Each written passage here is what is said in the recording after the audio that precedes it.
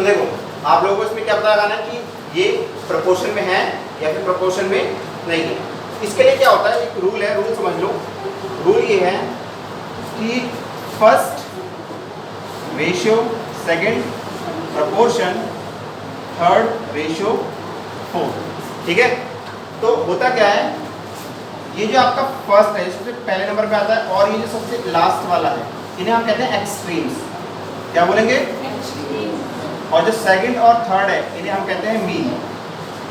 ठीक है, अगर आपको ये पता लगाना है कि आपका ये 4 नंबर है ये प्रोपोर्शन में है या फिर प्रोपोर्शन में नहीं है, उसके लिए आप क्या करोगे, आप यहाँ पे करोगे प्रोडक्ट ऑफ एक्सट्रीम और प्रोडक्ट ऑफ मीन। प्रोडक्ट मतलब होता है मल्टीप्लाई, मैथ्स में प्रोडक्ट का मतलब क्या होता है?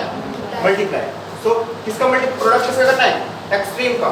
एक्सट्रीम कौन कौन से होते हैं? जो फर्स्ट पोजीशन पे है और जो फोर्थ पोजीशन पे है।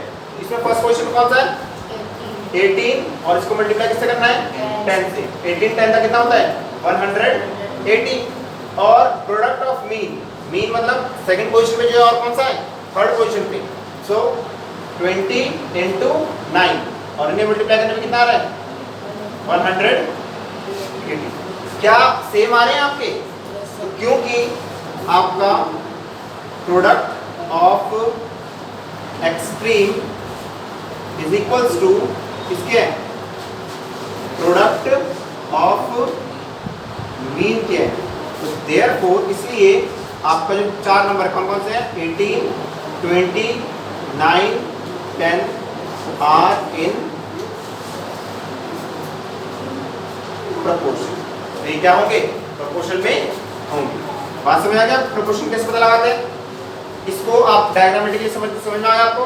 जो भी फर्स्ट पोजीशन पे होगा और जो भी फोर्थ पोजीशन पे होगा, ये दोनों हमारे क्या होते हैं? एक्सट्रीम। जो सेकंड और थर्ड पोजीशन पे वो हमारे क्या होते हैं? मीन। आपको सिर्फ प्रोपोर्शन का पता लगाने के लिए ये करना है कि प्रोडक्ट ऑफ मीन एक्सट्रीम निकालो, प्रोडक्ट ऑफ मीन निकालो। अगर दोनों इक्वल आ गए तो आप लिख दोगे यस प्रोपोर्शन में है। और अगर इक्वल नहीं आए तो यहाँ जब इक्वल नहीं होगा तो यहाँ इक्वल्स का साइन डाल के क्रॉस का निशान डाल देंगे। जब इक्वल नहीं होता तो ऐसा साइन डालना, ध्यान रखना। ये इक्वल्स का साइन है, और अगर हम एक ऐसा क्रॉस लगा दें क्या होता है? ये नॉट इक्वल्स। क्या होता है ये? तो अगर इक्वल नहीं होगा तो यहाँ पर क्रॉस का निशान लगा देंगे और यहाँ लिख देंगे कि ये आर नॉट इन प्रोपोर्शन। बस इतना करना। क्लियर हो गया? अब आता है क्वेश्चन नंबर 2 में। क्वेश्चन नंबर 2 में क्या बोलता है? Find the fourth proportional to the 7, 10 and 40। ध्यान दें इस बात को। जब भी मैं चारों को लिखूंगा तो मैं कैसे लिखता हूँ? First upon second is equals to third upon fourth. जब भी आप 4 नंबरों को प्रोपोर्शन में लिखते हैं तो कैसे लिखा जाता है इसको? फर्स्ट अपॉन में सेकेंड और थर्ड अपॉन में फोर्थ। अब इसमें कितने नंबर दे रखे हैं आपको? 3 नंबर दे रखे हैं। अब उसने कौन सा प्रोपोर्शन निकालने के लिए बोला है? फोर्थ। ठीक है ना? इसका मतलब फोर्थ हमारे पास नहीं है। तो कौन कौन से ये जो 3 नंबर कौन कौन से हैं? ये फर्स्ट है, ये सेकंड है, और ये कौन सा है? थर्ड है। फर्स्ट नंबर प्लेस पे कौन सा है? 7, सेकंड प्लेस पे कौन सा है? 10, थर्ड प्लेस पे कौन सा है? 14, और फोर्थ प्लेस पे जो है हमारे पास नहीं है। फोर्थ प्लेस को हम क्या लिख देंगे? 4 या फिर x लिख दो। क्या लिख देंगे? जो भी आपके पास नहीं है उसके लिए आप क्या लिख देंगे? x। ऐसा जरूरी नहीं कि हर बार ये बोलेगा फोर्थ प्रोपोर्शन निकालो। वो बोल सकता है फर्स्ट प्रोपोर्शन निकालो, बोल सकता है सेकंड प्रोपोर्शन निकालो, बोल सकता है थर्ड प्रोपोर्शन निकालो। जिस प्रोपोर्शन की वो बात करेगा उसको हम क्या मान लेंगे? x मान लेंगे। तो आपको यहाँ लिखना पड़ेगा let fourth proportion be x। Fourth proportion हमने क्या मान लिया? x मान लिया। क्लियर हो गया ये बात? अब आपको इसकी वैल्यू निकालनी है। तो इसकी वैल्यू निकालने के लिए आप क्या करेंगे? इसे क्रॉस प्रोडक्ट करेंगे। क्या करेंगे? By cross product. जिसको नहीं पता क्रॉस प्रोडक्ट क्या होता है वो समझ लो। आपको इधर जो न्यूमरेटर है उसको किससे मल्टीप्लाई करना है? डिनोमिनेटर से, और इधर का जो न्यूमरेटर है उसे किससे मल्टीप्लाई करेंगे? डिनोमिनेटर से। सो 7 को आप किससे मल्टीप्लाई करेंगे? x से, और इज इक्वल्स टू 14 को इधर का जो न्यूमरेटर है वो मल्टीप्लाई किससे हो जाएगा? 7 डायनामिक इनटू में 10। यहाँ तक आपको समझ में आ गया नहीं आया? चलिए x की वैल्यू निकालिए। इस x को आप यहीं छोड़ देंगे। 7 यहाँ पर क्या हो रहा है? 7 यहाँ पर क्या हो रहा है? मल्टीप्लाई, लेफ्ट हैंड साइड में मल्टीप्लाई हो रहा है। अगर हम उसे राइट हैंड साइड लेके जाएं तो क्या हो जाएगा? वो डिवाइड हो जाएगा। सो 14 इंटू 10 डिवाइडेड बाय 7। और आपको काटना आता ही है तो काटो। 7 1 द 7, 7 2 द 14। अब मल्टीप्लाई कर दो इसको, 2 10 द 20। सो x की वैल्यू हमारे पास 20 आ गई। क्लियर है? चलिए एक और हम पार्ट करते हैं जिसमें आपका इसमें तो फोर्थ प्रोपोर्शन निकालना था। एक आपके बुक में से एक क्वेश्चन करते हैं। सपोज एक है आपके में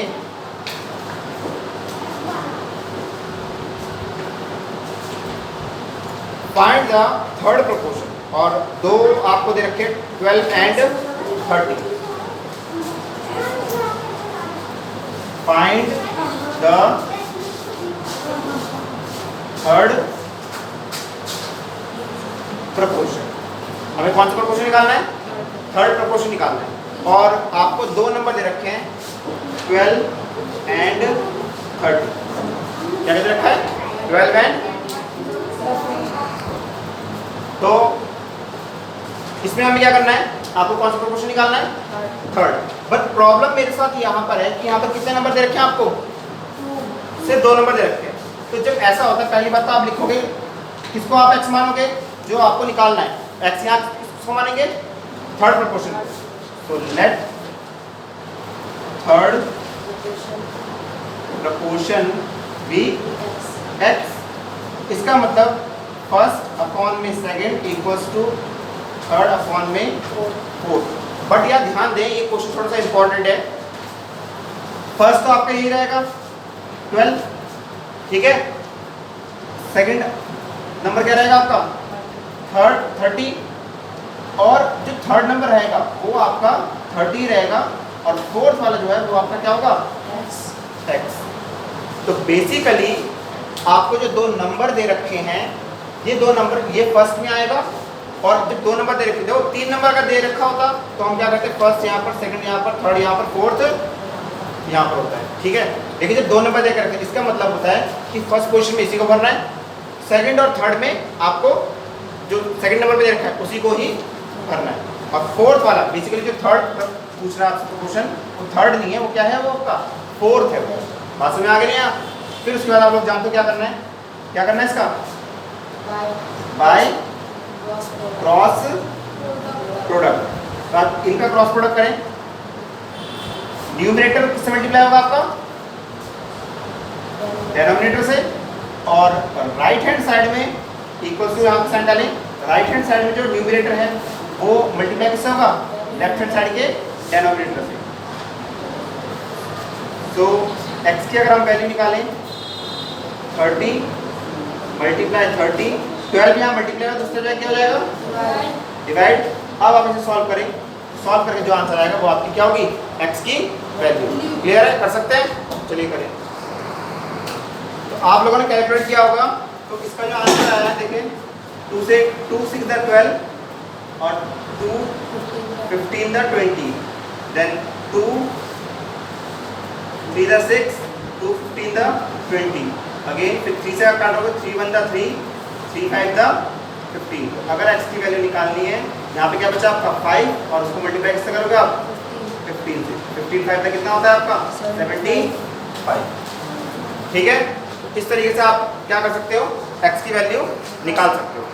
देखो बेटे आपको समझना है पहली बात कि अगर क्वेश्चन देगा कैसे चलना है। अगर फोर्थ प्रोपोर्शन बोलेगा इसका मतलब जो 3 नंबर आपको दे रखे हैं वो आपके 3 नंबर है और फोर्थ वाले को आप क्या मान लेते हो? x। ठीक है। फिर सेकंड टाइप का क्वेश्चन कौन सा? इसमें थर्ड प्रोपोर्शन निकालना था। थर्ड प्रोपोर्शन का मतलब आपको ये वाला ये नहीं निकालना, याद रखना। थर्ड प्रोपोर्शन का मतलब आपको ये थर्ड वाला जो हिस्सा है वो नहीं निकालना। इसका मतलब क्या है? आपको निकालना फोर्थ ही पार्ट है। निकालना आपको फोर्थ ही पार्ट है। बट आपने क्या करा? जो आपको 2 नंबर दे रखे थे तो फर्स्ट, सेकंड और फिर थर्ड में भी आपने इसी नंबर को क्या कर दिया? उतार दिया। और फिर फोर्थ वाले को आपने क्या मान लिया? x मान लिया। तो याद रखना जब भी आपको 2 नंबर दे के रखा है इसका मतलब फर्स्ट तो आपका फर्स्ट ही रहेगा और जो सेकंड पे है वो आपका सेकंड पे भी रहेगा और वो थर्ड पर भी रहेगा, ठीक है ना। अब नेक्स्ट जो है यहाँ पर भी देखो आपको 2 नंबर दे रखे हैं, जैसे कि इसमें दे रखा है 2 नंबर, हाँ है ना, लेकिन क्वेश्चन में डिफरेंस है। यहाँ पर आपसे क्या बोला गया है, क्या निकालना है आपको, थर्ड प्रपोर्शन। तो थर्ड प्रपोर्शन क्वेश्चन दे रखा हो तो हम कैसे करेंगे, लेकिन अगर आपको क्या देखा है मीन प्रपोर्शन निकालना है तो मीन प्रपोर्शन का तरीका अलग होता है। कैसे होता है समझो, देखो आपका बोला मीन प्रपोर्शन को x मानना है, तो ठीक है, let mean proportion be x। और हम जानते हैं, हम अभी थोड़ी देर पहले हमने पढ़ा था कि प्रोडक्ट ऑफ मीन किसके बराबर होता है, प्रोडक्ट ऑफ एक्सट्रीम के बराबर होता है। ये बात क्लियर है, याद ना भी पढ़ाया था मैंने आपको, फर्स्ट होता है अपॉन में सेकेंड, फिर equals to first ratio second proportion third ratio fourth. ये आपके क्या होते हैं एक्सट्रीम्स और ये आपके क्या होते हैं मीन होते हैं। और हमें पता है कि प्रोडक्ट ऑफ एक्सट्रीम किसके इक्वल होता है, प्रोडक्ट ऑफ मीन के। चलिए तो प्रोडक्ट ऑफ, पहली बात तो आप एक काम करिए, इन नंबरों को इस तरीके से लिख दीजिए। तो अगर हमने मीन प्रोपोर्शन को क्या मान लिया, x मान लिया, तो देखिए first ratio second proportion third ratio fourth. अच्छा इनमें फर्स्ट क्या है 16 और ये दोनों मीन है, हाँ है ना, और मीन को आपने क्या मान लिया, इसका मतलब ये भी x हो जाएगा और ये भी थर्ड भी क्या हो जाएगा आपका x। समझ में आया, x क्यों लिया है, क्योंकि उसने बोला है कि फाइंड द मीन प्रोपोर्शन, आपको मीन प्रोपोर्शन निकालना है। देखो मीन प्रोपोर्शन कोई भी नहीं पता, दोनों को हमने क्या मान लिया x और फोर्थ प्रोपोर्शन ये है। तो याद रखना जब भी आपको मीन प्रोपोर्शन निकालने के लिए बोलेगा और 2 नंबर आपको दे रखे होंगे, इसका मतलब ये दोनों एक्सट्रीम है, क्या है ये दोनों, तो ये फर्स्ट और फोर्थ होता है एक्सट्रीम। तो हमने फर्स्ट और फोर्थ पे क्वेश्चन को इसको हमने पुट कर दिया और जो मीन थे उसके बदले हमने क्या लिख दिया x। अब से करते हैं, चलिए आपको पता है फॉर्मूले के अकॉर्डिंग क्या होता है, product of mean is equals to product of extremes. तो प्रोडक्ट मीन को मल्टीप्लाई कर दो, तो x को मल्टीप्लाई कैसे कर देंगे, x से प्रोडक्ट ऑफ एक्सट्रीम मल्टीप्लाई कर देंगे, 16 को किससे मल्टीप्लाई करेंगे 25 से। x को x से मल्टीप्लाई करने में क्या आता है, x की पावर 2 x स्क्वायर हो जाता है। भाई दोनों का बेस सेम है, आपने पावर एक्सपोनेंट में पढ़ा था, जब बेस सेम है तो पावर क्या हो जाती है ऐड, x की पावर 1 है और इस x की पावर कितनी है 1 है। बेस को आपने एक बार लिख दिया, पावर को आपने क्या कर दिया ऐड कर दिया, तो 2 हो गया। अब इसे मल्टीप्लाई करते हैं, 16 को आप 25 से मल्टीप्लाई करें कितना आएगा, जल्दी करें, अगर मैं गलत नहीं हूं तो 400 आएगा, ठीक है।